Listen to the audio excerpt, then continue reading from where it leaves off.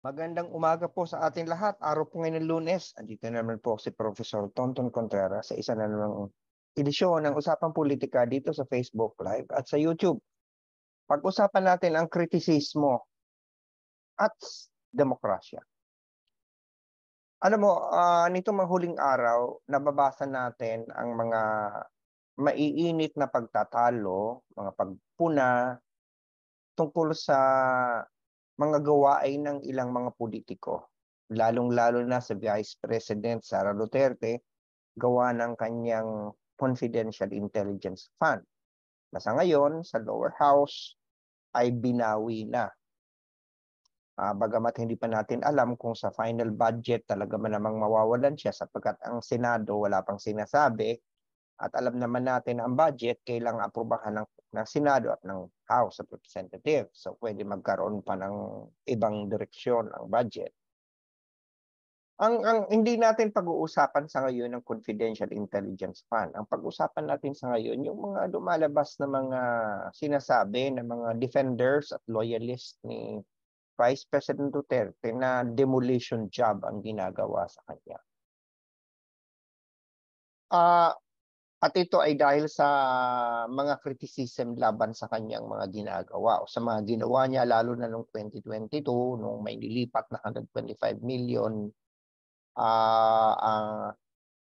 mula sa contingent fund ng Office of the President at dinala yon sa Office ni Vice President Sara Duterte at ginawang confidential fund. At lalo pang uminit ang usapan nung nalaman natin na ito pa lang si Vice President Duterte, bilyones ang natanggap na confidential fund ng kanyang tanggapan nung siya ay mayor pa ng Davao City for 6 years. Halos 460 million a year ang kanyang natanggap for 6 years. And it's about 2.5 billion in pesos. And that's for just a city. At mas malaki pa to sa natanggap, pinakamataas ito sa natanggap na lungsod for the period, kumpara mo doon sa mga malalaking mga lungsod at mas mga marami pang mga, yung bagang ibig sabihin, mas maraming populasyon at mas sabihin na natin mayayamang lungsod sapagkat yung kinikita nila ay malaki. Marami nagsasabi, ano naman ang pakialam ng central office dyan? Ano naman pakialam ng central government, LGU? Ano po yun kasi yung pera po ng LGU galing pa rin yun sa ating buwis sapagkat meron po yung tinatawag na IRA, yung Internal Revenue Allotment. So may bahagi na ang budget ng mga lungsod at mga LGU ang nanggagaling pa rin sa pera ng ating lahat na pinagsama-sama na. Bagamat merong mga bumabalik na mga buwis galing doon sa mamamayan ng Davao. At hindi man pwedeng sabihin nyo na yung mga taga Davao nga, hindi nagreklamo, ba't tayo magreklamo? Di ba? Ibang usapan yung tungkol dyan. Ang pag-usapan natin itong pananaw ng mga maraming na kapag kinikriticize mo isang tao, lalo na isang politiko, demolition job na yan. Alam mo, dapat nating isipin at huwag nating kalilimutan na itong mga politikong ito, halal ito ng tao. Sila po ay hindi po sila mga Diyos, hindi po sila mga anito, hindi po sila dapat pinupuon, hindi sila sinasamba. Sila ay mga naninilpihan, ang tawag nga po sa kanila, public servants. They serve our interests. We are the sovereign. Tayo ang mga boss. Ilan ba natin beses po ulit-ulitin yan? And therefore, they are elected, they have to have public accountability. And therefore, dapat bilang mga halal na may public accountability, dapat malaya tayong punahin ang kanilang mga ginagawa. Sapagkat tayo po ay demokrasya. Baka nalilimutan po natin. May iba kasi nasanay yung diktador ang nasa taas. Hindi ba? O baka naman gusto nyo diktadura. Kung gusto nyo diktadura, fine. Lumipat kayo sa mga lugar na walang malayang panamahayag. Di ba? Ang iba naman, okay lang na magbatikos sila. Batikusin nila yung ibang politiko. Pero kapag yung binabatikos na yung kanilang mga inaamo at pinupuon ay hindi na maganda, demolition job na yan. Kung maka-atake kay Risa Hontiveros at kung maka-atake kay Antonio Contreras ay wagas. Sapagkat hindi naman ako politiko, di ba? Kung maakatake kay Risa Hontiveros sa Makabayan Black, wagas. Pero kapag si Pangulong Marcos o kaya si Sara Duterte nang inaabatiko, sabay iba na ang usapan. Di ba? Dapat maging malinaw sa atin na itong mga to, hindi ito mga teflo, hindi sila, wala silang karapatan na mabuhay sa isang mundo na kung saan sila ay hindi pinupuna. Sila po ay mga binabayaran ng bayan. Lahat po sila bayaran, sa madaling salita. At tayo po ang nagbabayad sa kanila galing sa ating mga buwis. Kahit po kayo walang sahod, pag bumibili kayo ng produkto sa pamalihan, sa palengke, meron po yung mga value-added tax, may mga sales tax yan na kailangan yung bayaran. At lahat po yan ay pupunta sa kaban ng bayan na siyang pinapansweldo. At ito mga to, sa mga politiko at yung mga politikong yan, lalo mga mambabatas, pag gumagawa sila ng mga batas at sila ay gumagastos, pera po ng bayan yan, pera natin yan, at yung mga confidential fund na yan, yan po ay pera natin. So hindi natin pwedeng sabihin na wala na tayong pakialam. At hindi po dapat natin ini-interpret na kapag tayo sumisita ay demolition job na yan. Sa bagay nga naman, siguro dahil nga yung mga taong nagsasabi ng ganito, pag sila ay pumupuna, talagang they want to demolish. And that is why they see, if you are living in a world that every time you criticize, you want to destroy, then therefore, you will see every criticism as a form of disruption. Siguro nga, naintindihan ko, kasi itong mga taong ito siguro, namumuna lang sila pag gusto nilang ibabagsakin ang isang bagay. Kaya every time na makakita sila ng pamumuna, kay Duterte o kay Marcos, pinapabagsak si Marcos. Kasi sila ganyan din. Every time na sila ay gumagawa ng vlog, every time na nagpo-post sila, ang layunin nila ay pabagsakin ng isang tao. Di ba? Hindi dapat ganon.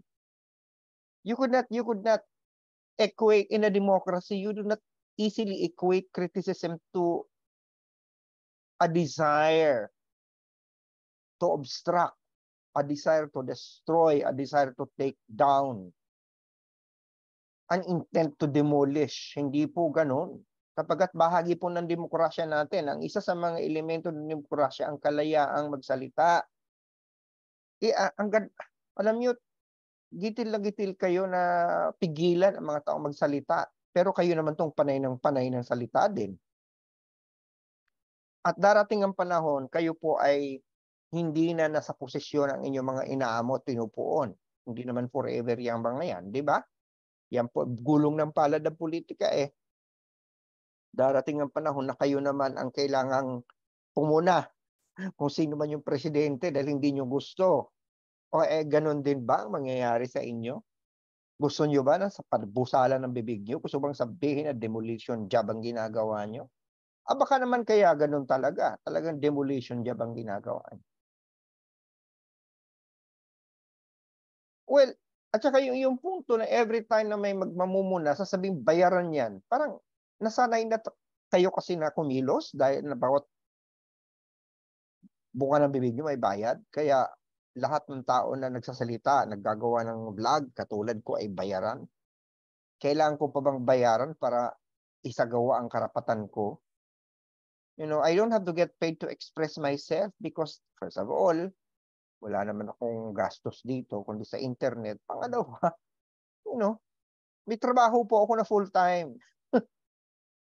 Kumbaga sa libangan ko lang to. Ito ay paggawa ko lang ng trabaho para makapagsilbi sa bayan.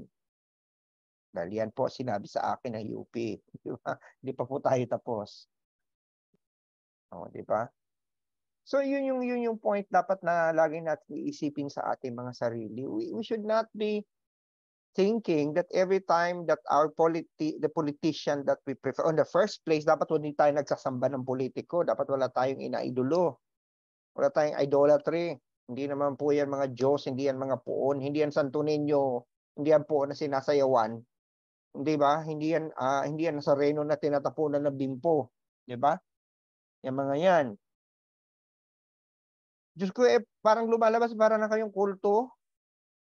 Pinag-uusapan natin yung Socorro Bayanihan Service Incorporated doon sa Socorro sa Surigao del Norte, di ba? Kita mo si Senyor, sino nga ba yun? Batang-bata pa, si Senyor Aguila, na parang sabi niyo, paano naman, bakit kaya yung mga ganyan? Di ba, maiisip mo, bakit kaya yung mga taong yan, iiwanan ng trabaho nila para pumunta doon, magsamba, maniniwala sa isang tao na halos ibibigay na lahat, susunod, iiwanan ang mga trabaho nila, ang pagiging pulis, ang pagiging teacher, ang pagiging empleyado, para umakyat sa bundok, sa kapihan. Hindi para magkape, kundi para magsamba dito kay Senyor Aguila at hinahayaan ng mga anak nila na gahasain at pakasalan, piliting mag-asawa kahit maliliit pa. Mga batang lalaki, agang-aga gigising para mag-training sa militar. Iisipin mo bakit gano'n? Kulto yan. Okay, fine. Kulto nga talaga. Pero ano bang ginagawa ng iba pag tinitingnan nila ang kanilang kapwa, ang mga politiko? Parang kulto na rin. Aawayin ng kaibigan, pati kamag-anak, iba-block, di ba? Halos puunin, iiyakan, di ba? Di ba? Parang kulto na rin lumalabas sa pagsamba nyo sa inyong mga puon. Hindi na natin ginagamit ang ating isip. Na sa bawat kritisismo na itinatapon na dapat naman talagang gawin sa demokrasya dahil ang ating pundasyon dito ay kalayaang magsalita at yung accountability ng mga aksyon ng mga opisyal na ito, dapat sila ay government official and they are accountable to the people. Ginagawa lang naman natin yun, para sa kanila ay paninira na yan, pagpapabagsak na, demolition na yan. Umayos nga tayo. Dahil pag dito tayo lagi, hindi tayo uunlad. Maawa naman tayo sa ating mga anak ng kaanak-anak ng mga anak natin. Kung ganitong mundo laging ipapamana natin sa kanila. Ang mga politiko po, hindi po yan dinudiyos. Binabati ko siyang mga yan kapag bali ang ginagawa. Pero, ito naman kasi, ang iba naman, talaga namang wala na nakitang tama, puro mali. Di ba? Dapat naman, pag maganda naman na ginagawa, purihin. Pag mali, sitahin. Ganyan po ang dapat na ginagawa. Pantay tayo. Ang tawag po dyan, constructive criticism. You criticize because you want to surface. Okay? What is wrong so that makorekta, maremedyohan para hindi na ulitin ang trabahong mali dahil hindi maganda sa bayan. Diba? Pero ang iba kasi parang yun na nga, kulto. Ginagawang kulto ang politika. Ginagawang parang si Senyor Aguila si Sara. O kaya ginagawang parang Senyor Aguila si Duterte dati, o kaya si tatay ni Sara, o kaya si BBM. Di ba? Para bagang, hindi po yan mga Diyos, mga tao yan. May mga pagkakamali yan, may mga kasalanan yan, may mga imperfection yan. Mas matalino pa nga kayo dyan minsan eh. Sa totoo lang, nagkataon lang na sila ay pinanganak na may grasya sa mga katawan. Kaya sila ay mga nagkaroon ng huwag yung iisipin na itong mga to ay mga omnipotent, omniscient, at all-knowing. Diyos ko. Manood ka sa mga ginagawa ng mga politiko sa Kongreso, maniniwala kami sa matatawa ka sa mga pinaggagawa nila at mga pinagsasabi nila. Hindi ba? Mas marami pa nga kayong alam kaysa sa iba dyan. Di ba? Kaya, umayos nga tayo. Okay? Kailan natin maayos ang lipunan? Kapag nire-reward natin ang magandang gawain at pinupunan natin ang hindi maganda. Ang criticism ay importante sa demokrasya. Sapagat ang demokrasya ay merong kalayaang magsalita. Ang demokrasya may accountability ang mga public servants. Hindi po sila dapat dinudiyos. Okay? Paulit-ulit ko po yang sasabihin. O sige po, araw po ng Lunes, sana magkaroon kayo ng mahabang linggo na masaya at madusog, ligtas. Sana nakapagsilbi ako sa bayan dahil sabi sa akin ng UP Serve the People at sana nakapagturo ako sa kaisipan na plus ko yung mga puso at nakapagpabago ko ng mga panahon sa buhay, lalong-lalo na sa usapang politikal. Dahil sabi sa kanya Lasal, teach mind, touch heart, and form lives. Okay? Kita-kita po tayo ulit sa Miyerkules. At mayroon naman tayong edisyon na usapang politika sa araw nito. Okay? Pero sa Miyerkules, baka medyo tanghaliin ang aking usapang politika kasi may maaga akong lakad. So baka ma-move towards lunch ang ating usapang politika. Okay. Okay? Ano ba lagi kong sinasabi? UP naming mahal.